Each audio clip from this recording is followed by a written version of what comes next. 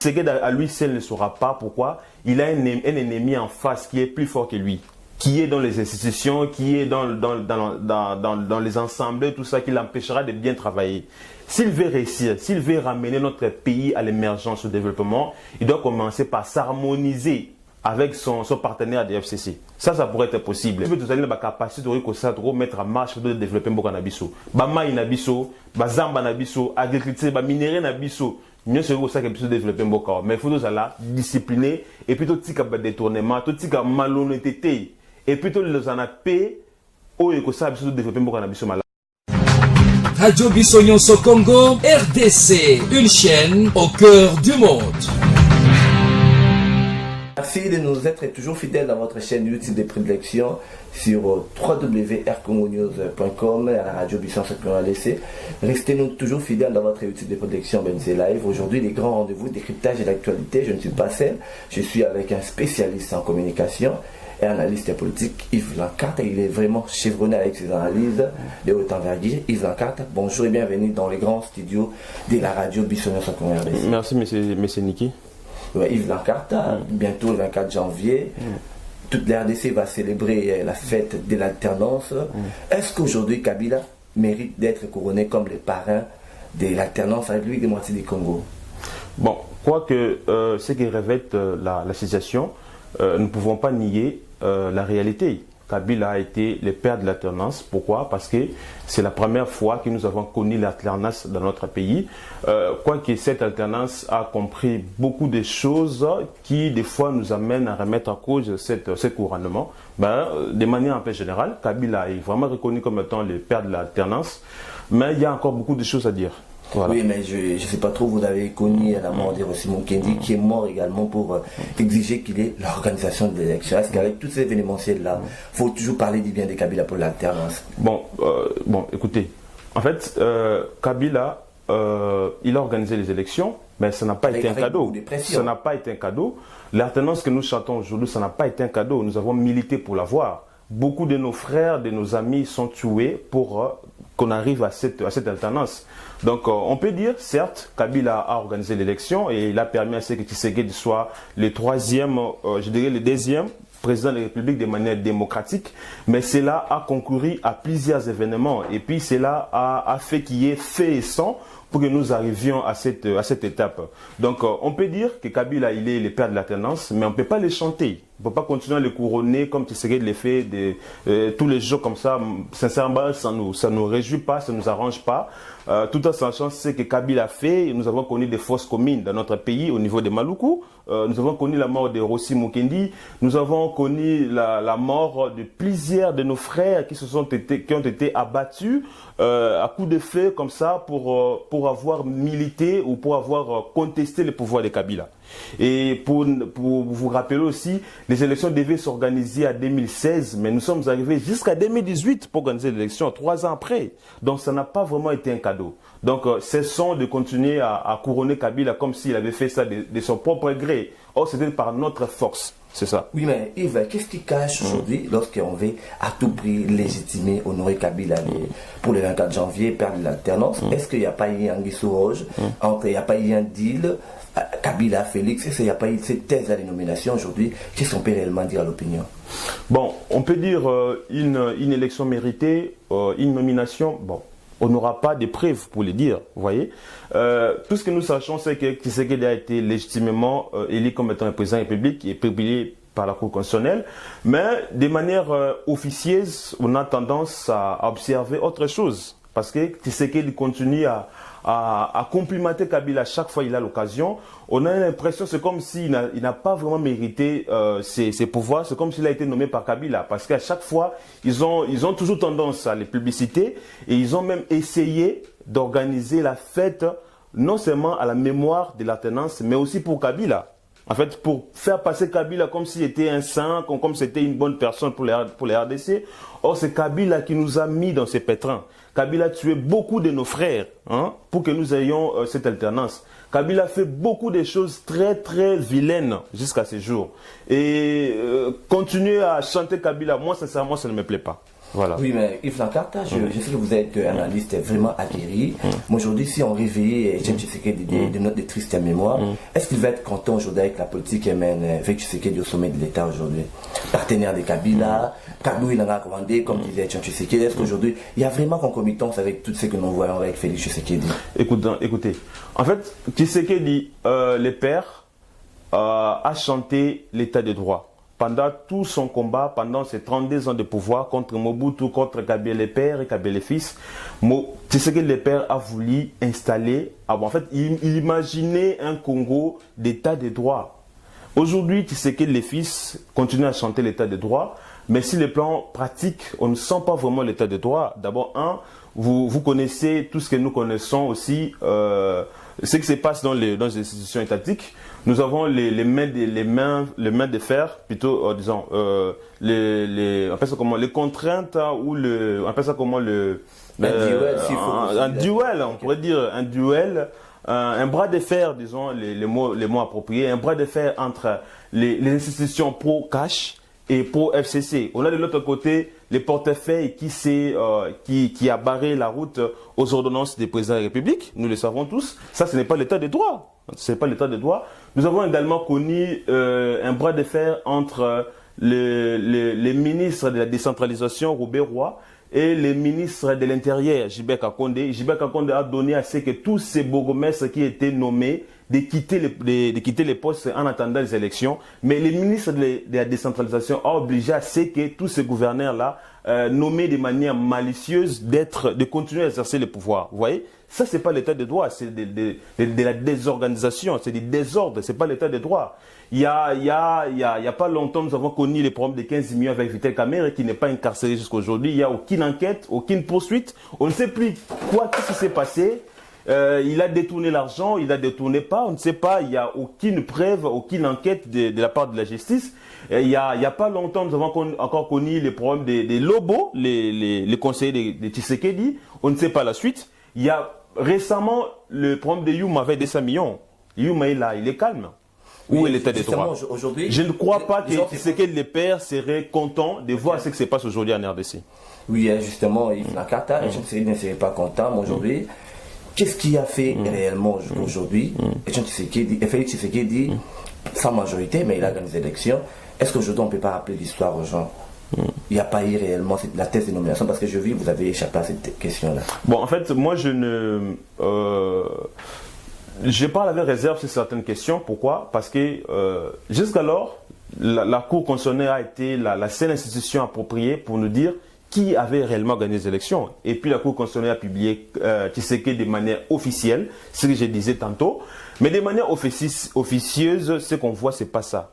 Mais nous avons également connu la même situation en France avec Mitterrand et l'autre là, le président. Mitterrand gagne les élections, mais il n'a pas la majorité. C'est exactement ce qui s'est passé avec Tshisekedi et Kabila. C'est exactement encore ce qui s'est passé en 1965 entre Lumumba et Kasavubu. Donc c'est possible que Tshisekedi puisse gagner les élections sans pour autant avoir la majorité. C'est possible.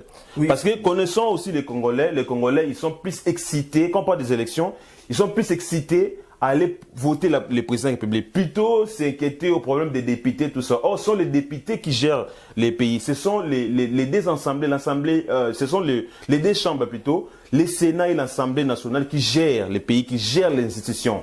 En allant voter en 2018, en décembre, on avait tous l'idée de faire partir Kabila. Mais on n'a pas tenu compte de ceux qui restaient là, des députés, parce qu'il y a des gens qui sont allés voter, les membres, les députés du PPRD sciemment. Sciemment, on ne peut pas les cacher, on ne peut pas se cacher. Hein? Oui, on ne peut pas se voiler la face. Il y a des gens qui sont partis voter, les gens comme de Mova, tous ces gens ont été votés réellement par la population. Vous voyez, on a voté les membres de Kabila, mais on n'a pas voté Chadari. Mais d'autre côté, des opinions, on favorise la thèse de la nomination de députés de l'opposition. Même Martin Fayulu qui se réclame comme vainqueur de ces élections, il s'est dit que les autres ont été nominés. Est-ce que cette thèse-là n'est pas aussi vraie avec beaucoup de soulagement? Oui, c'est possible. C'est possible que les députés de FCC soient nommés. Pourquoi? Parce que déjà, avec tout ce que nous avons connu à la publication des résultats, on publie Tshisekedi des présidents de la République sans tenir compte des détails. Cela, c'était déjà flou. Donc, cela ne peut pas nous empêcher de dire que certains députés aussi des FCC ont été nommés. Il y a des gens qui ont mérité ça, on peut pas c'est voiler la face, on peut dire ça clairement. Mais il y a également certains députés des FCC qui n'ont pas été votés. Ils ont été nommés par la CENI en collaboration avec Kabila. Justement, en collaboration avec Kabila, Yves Lancarte, le président de la République, Félix Antoine Tshisekedi, déclare l'année 2020 comme étant une année action. Est-ce qu'aujourd'hui, avec le coq à jambes, avec beaucoup la politique des camouflages et les risques que va jouer le FCC, va permettre réellement au président de la République de réaliser cette année, que ce soit réellement une année action? Bon, déjà quand vous parlez de l'année action, il faut d'abord nous poser la question. Nous avons un budget de combien de milliards? Nous avons juste 10 milliards. Et avec tout ce que le président a promis au cours de cette année, quand on essaie de calculer, on se rend compte que c'est plus de 10 milliards. Comment est-ce possible de pouvoir acheter des choses qui sont au-delà de votre budget? C'est pas normal. Vous voyez? Donc, avec tout ce qui se passe encore dans les institutions, les coqs à jambes, comme vous avez dit tantôt, les bras de fer entre les institutions Procash et FCC, moi, je suis vraiment dans le doute. Je ne sais pas. Bon, faut pas être pessimiste, hein. Faut pas être pessimiste, soyons optimistes. Mais je ne sais pas si ça sera possible. Donc, en fait, si cette question, je me reste un peu ouvert. Je ne sais pas ce qui va se passer. Mais ce sera un peu difficile, vu les budgets, vu les coqs à jambes qui ne cessent de sévir entre eux dans les institutions. Et également les bras de fer, disons, ou soit la manière là d'empêcher Tshisekedi d'évoluer dans les camps des FCC, ça sera un peu difficile. Ça serait un peu difficile, mais nous voyons comment est-ce que le président de la République, Félix Antoine Tshisekedi, a la volonté que le pays vraiment puisse atteindre un niveau social très élevé et très avancé. Mais on remarque également qu'il va de l'autre côté pour demander de l'aide au niveau de l'étranger. On l'a vu aux États-Unis, on l'a vu également en Europe, dans différents pays. Mais on remarque également qu'au sein du pays, il y a des détournements de fonds de 200 millions de dollars. Est-ce qu'il n'y a-t-il pas des moyens qu'on pourrait bien se prendre en charge au niveau de nous-mêmes au lieu d'aller quémander à l'extérieur? Déjà, je vous rappelle que la FMI a pris une décision d'arrêter de continuer à emprunter de l'argent à la RDC. Pourquoi? Il y a le flou. Il y a le flou dans la gérance de l'argent. En fait, les pouvoirs de Tshisekedi a un problème qu'avec Kabila. Tu vois, l'impunité continue, hein, les détournements continuent. Comment comptez-vous développer le pays avec les détournements? Vous voyez, des 15 millions, des 6 millions, des 200 millions qui échappent au contrôle du trésor public. C'est pas possible. Avec 200 millions, on peut construire des écoles, on peut acheter des bateaux de pêche, on peut faire de grandes choses. Hein? On peut bâtir des bonnes routes, tout ça avec 200 millions. Et un 200 millions comme ça qui part, qui se volatilise comme ça dans la poche d'une personne, d'un individu, on ne sait pas comment on va se développer. Et voir encore, vous avez dit dans votre question, rappelle-moi dans votre question. La question des 200 millions de dollars. Oui. Oui, une somme qui pourrait renforcer notre budget. Oui, vous avez encore dit des empreintes à l'extérieur. Bon, écoutez. Moi, je ne sais pas si c'est ma propre affirmation ou c'est général, je ne sais pas. Mais ce qui est plus important pour développer un pays, tu vois, les RDC est resté campé aux dettes, aux dons venant de l'extérieur, venant des FMI, de France, tout ça. En réalité, c'est ce que Mobutu a fait, c'est ce que Kabila le fils a fait. Ça n'a rien apporté dans notre développement, ça n'a rien apporté dans notre économie de tous les jours, vous voyez. Il faut que les RDC tourne son regard plus sur l'agriculture. L'agriculture, nous avons plusieurs potentialités dans la RDC. Nous avons la potentialité humaine, nous avons plusieurs. En fait, nous avons une démographie excessive, je dirais même. On a plusieurs Congolais qui sont capables de faire de bonnes choses, de travailler, d'apprêter leur main forte pour le travail, des travaux manuels, tout ça pour développer les pays. Nous avons l'agriculture, nous avons l'eau, hein, nous avons des fleuves. Avec les fleuves, nous produisons de l'électricité qui peuvent nous rendre service, qui peuvent renflouer encore notre économie. Nous avons la forêt, nous avons des arbres. Nous avons des poissons dans l'eau. Nous avons tout ce que les pays du monde cherchent. Nous en avons ici. Mais nous sommes incapables d'exploiter. Moi, je demanderai au président de la République de tourner son regard vers l'exploitation, vers la production pour développer notre pays. Qu'il cesse de continuer d'endetter tout ça, de demander de l'aide, tout ça. Ça ne nous apportera rien du tout. Oui, ça ne nous apportera rien du tout. Yves Lancarte, on s'approche déjà vers la fin de notre émission. Mais qu'est-ce qu'aujourd'hui on peut retenir de Joseph Kabila dans ce pays, avec les 18 ans qu'il a eu à faire à la tête de l'État? Moi, je dirais nul. Hein. Kabila est nul. Il serait peut-être fort dans mon affirmation, mais je dirais 18 ans de Kabila a été zéro. 5 chantiers, ça vous dit rien? Zéro. Je dirais zéro. Sur le plan économique, zéro. Kabila, quand il est venu en 2006, il a gagné les élections, il a commencé avec, je pense, 9 milliards. Avant de partir, il a laissé 4 milliards. Zéro. Sur le plan éducationnel, tout le monde le sait, les élèves qui ont étudié avant 1990 n'avaient pas ces niveaux. Aujourd'hui, nous avons des élèves, nous avons des étudiants qui ne savent pas écrire. Sur le plan éducation, zéro. Quand on prend sur le plan social, je ne parlerai même pas. Aujourd'hui, nous avons des koulounes. Hein. Aujourd'hui, nous avons des enfants qui meurent affamés, qui meurent pour ne pas passer besoin de l'eau. Nous avons des familles qui souffrent. Nous avons tout ce qui est bizarre dans Bokao sur le plan social. Sur le plan politique, zéro. Et tout ce que Kabila a pris à notre pays, à notre classe politique, c'est la corruption, les détournements.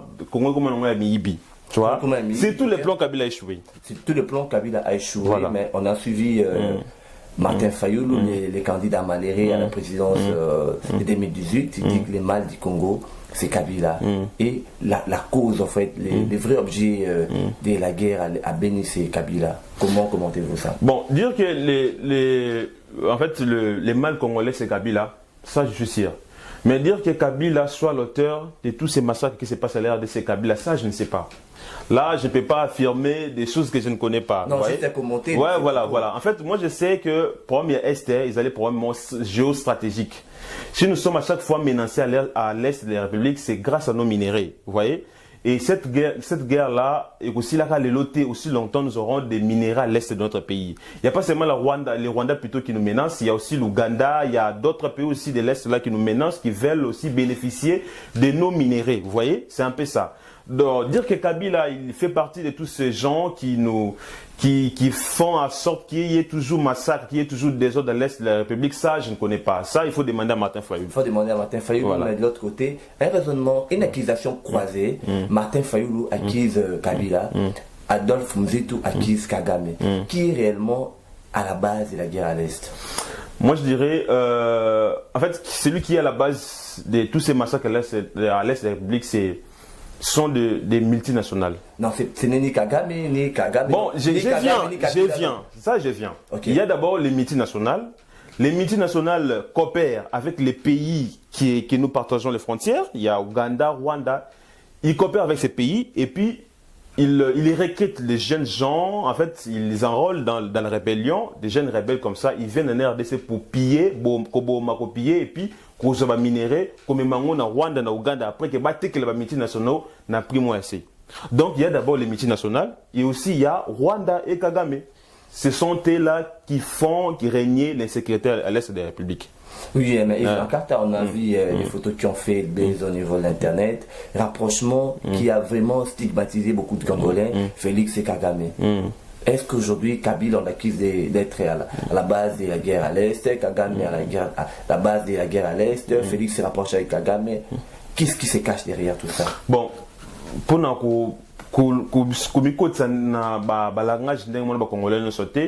savons Fidel Castro, président américain, mais lors des rencontres, cela n'empêche que Tshisekedi na Kagame ça n'a rien à voir. De manière officielle, le Rwanda n'est pas notre ennemi. Pourquoi? Nous sommes tous des pays frontaliers, tout ça, nous partageons des frontières, de l'eau, des forêts, tout ça. C'est notre ami, le Rwanda. Il est pays comme nous, mais de manière officieuse, le Rwanda nous terrorise à l'Est de la République. S'il faut aujourd'hui que nous essayons de mettre fin à tous ces tueries à l'Est, nous devons aussi commencer par faire les mêmes choses que Kagame fait. Parce que Kagame joue avec les malins. En fait, de manière officielle, il n'y a pas guerre, il ne fait rien contre les RDC. Mais de manière officieuse, il crée des rebelles pour venir nous terroriser à l'Est de la République. Si nous voulons terroriser également le Rwanda, nous devons faire la même chose. Recruter des jeunes et puis créer des troubles à l'Est de Rwanda. Et puis, on va attaquer Bisso. Si nous sommes restés pendant 25 ans, il y a roulé là. Pourquoi? Parce que nous sommes restés à la défensive. On attend que les rebelles viennent nous attaquer et puis Bisso to Bunisakaba. bango. Or, si nous faisons la même chose, bisous c'est le pays offensif dans mboka na bango, ils auront peur prochainement pour mekate parce que l'eau bisous tout bingo ça là, bango ça là ngopé, bango bisous mboka na biso pourquoi? Parce que pays pour se développer sans akimia là. Si le Rwanda aujourd'hui se développe, c'est parce que bazana kimia. Surtout bito si ça kimia na bango wana, bango ba banga pe, ba kozonga sur attaquer bisoté. C'est ça. Apparemment vous rejoignez un peu, vous rejoignez un peu la thèse qu'a développé Adolphe des musiques, oui, effectivement. Ça rencontre également aussi les propos qu'a dit Laurent Désiré Kabila qu'il faut une guerre formelle, que la guerre retournera d'où elle est venue. La guerre sera longue et populaire et retournera d'où elle est venue. Donc il faut attaquer le Rwanda. Il faut attaquer le Rwanda. Comme aussi, toi, oui, il faut attaquer le Rwanda, mais pas de manière officielle, mais de manière officieuse, comme le Rwanda le fait chez nous. Ok. Oui, c'est ça. Il faut le faire, il faut attaquer Rwanda. Ça fait 25 ans, je vous rappelle, depuis 1994 que Rwanda a terrorisé les Congolais. Au moins chaque jour, dit Congolais Koufara, dans la République. Et terre Rwanda, au fur et à mesure, terre Rwanda, c'est la vide. Et vous risquez même que la partie de la annexer dans Rwanda. Vous risquez de perdre partie. Jusqu'à quand vous continuez toujours au Rwanda attaque Abisso. Rwanda, à chaque fois, dans la conférence, il dit ouvertement qu'il ne nous attaque pas, il est notre ami, tout ça. Mais de manière officieuse, il nous attaque. Nous devons faire la même chose. Moi, je suis pour Mouzitou. Il faut attaquer Rwanda. Il faut attaquer le Rwanda. Déjà, nous sommes à la fin de notre émission. La toute dernière question. Un dernier mot d'espoir. Est-ce que le gouvernement Fachi va permettre à ces RDC soit reconnu comme étant un pays développé? Pour finir avec vous. Seulement les deux camps s'harmoniser. Donc je vais dire c'est seulement les FCC, les catch, en fait, Nimi va développer Mboka, ça sera possible. Tshisekedi à lui seul ne saura pas pourquoi. Il a un ennemi en face qui est plus fort que lui, qui est dans les institutions, qui est dans les ensembles, tout ça, qui l'empêchera de bien travailler. S'il veut réussir, s'il veut ramener notre pays à l'émergence, au développement, il doit commencer par s'harmoniser avec son partenaire des FCC. Ça pourrait être possible. Mais aussi à ne plus trop financement extérieur, non. Il faut amiper ça dans le travail sur le plan interne. L'agriculture, bamaï na biso, bazamba na biso. Bloko nyonso to kolona, yango de osala mboka na biso emata. Sénégal a tout moment pour nguba. Pays le Côte d'Ivoire tout moment pour na ba cacao ka pamba o. Ba pays bile ba tout moment sera pour na mungu ya pamba. Au senti ba pays le ba Turquie bazan le ko te ba tout moment ka po ba ça le quoi pays le quoi marché. Ba to uta monde entier ba to so le pa na bango yon pays s'est développé. Pays le quoi Japon ça na zéro minerai, zéro le na belene mais s'est développé grâce à la technologie, ba tie intelligence na bango marche. Biso peut tous aller la capacité de mettre en marche de développer mboka na biso. Ba mai na biso, ba zamba na biso, agriculture, ba minerai na biso. Nous c'est ça que biso développer mboka. Mais il faut tous aller discipliner et puis tout tika ba détournement, tout tika malhonnêteté et puis tout les en a paix au que ça biso développer mboka na biso malam. Voilà ce que je pourrais dire. Merci. Merci beaucoup Yves Lancarte. C'est un réel plaisir que vous puissiez répondre à notre invitation. Les grands rendez-vous décryptage de l'actualité, c'est avec notre invité, avec d'autres thématiques, avec toi aussi prochainement. Merci d'être fidèle et de nous révéler toujours votre confiance, Yves Lancarte. Merci mon confrère, mon grand frère Niki. Merci Yves Lancarte. Radio Bissonyonso Congo, RDC, une chaîne au cœur du monde. Vous êtes sur la radio Bissonyonso Congo RDC.